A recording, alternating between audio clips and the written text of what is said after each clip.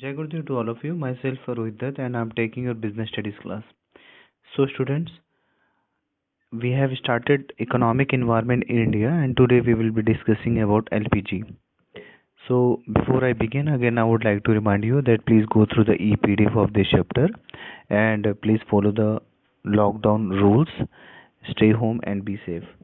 So coming to our point, that is, in the essence, this policy has sought to liberate industry from the shackles of the licensing system, that is liberalization, drastically reduce the role of the public sector, that is privatization, and encourage foreign private participation in India's industrial development, that is globalization. So one by one we will discuss LPG, okay, liberalization, privatization and globalization. Clear? So coming to our first topic, that is liberalization. So it is an immediate effect of globalization. Liberalization is commonly known as free trade. Clear? So it implies removal of restrictions and barriers to free trade. India has taken many efforts for liberalization, which are as follows, like New Economic Policy in 1991. Got it? Clear? Then uh, its objective was to achieve higher economic growth rate, to reduce inflation and to rebuild foreign exchange reserve. Clear? You have heard FEMA, Foreign Exchange Regulation Act 1973. Okay, it was repealed and Foreign Exchange Management Act was passed. Clear? So the enactment has incorporated clauses which have facilitated easy entry of MNCs like joint ventures with foreign companies, example like TVS, Suzuki, then a reduction of import tariffs, removal of export subsidies, full convertibility of rupee on current account, encouraging foreign direct investment. Okay, so the effect of liberalization is that the companies of developing countries are facing a tough competition from a powerful corporation of developed countries. Okay, the local communities are exploited by multinational companies on account of removal of regulation governing uh, the activities of MNCs. Okay, now coming to second point, that is privatization. Okay, so in the event of globalization, privatization has become an order of the day.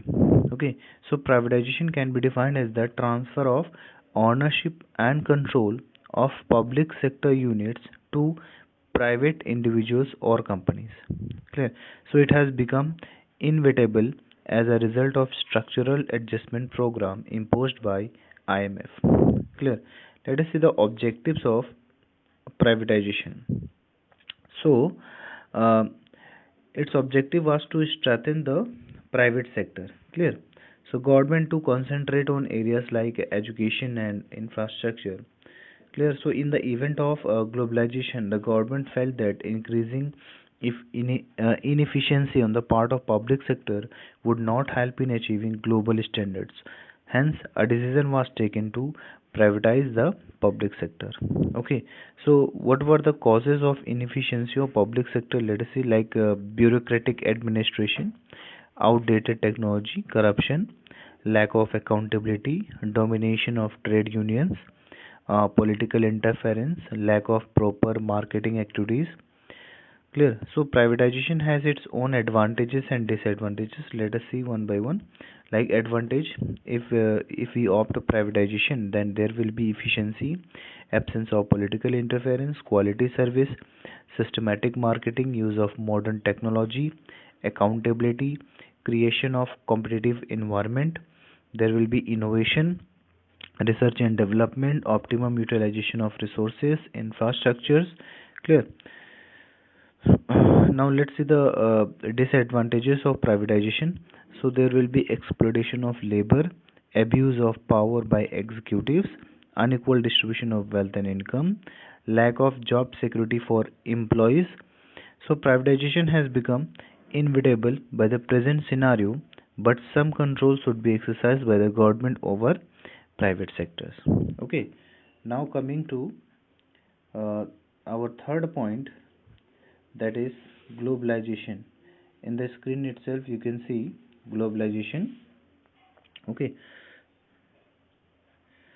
so the term globalization can be used in different contexts. Okay, the general usage of the term globalization can be as follows, like interaction and interdependence among countries.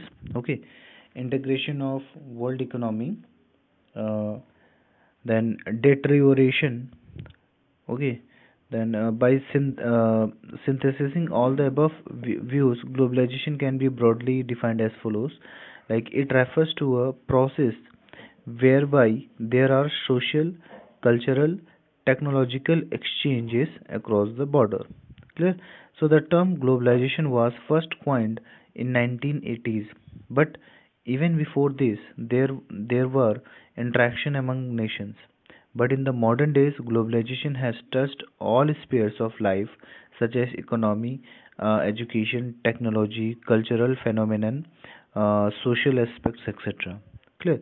So the term global village is also frequently used to highlight the significance of globalization. Got it? So this term signifies that a revolution in electronic communication would unite the world. So undoubtedly, it can be accepted that globalization is not only the present trend but also future world order. Got it?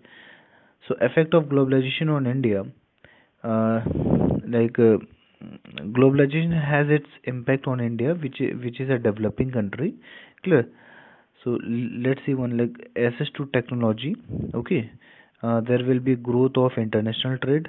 Production will increase. Employment opportunities also will be there. There will be free flow of foreign capital. Uh, Clear. So these were the positive effect. Now let's see the negative effect of globalization. There will be inequalities within countries, financial instability we will face, impact on workers, impact on farmers, impact on environment. So domination by MNCs, threat to national sovereignty, and so on.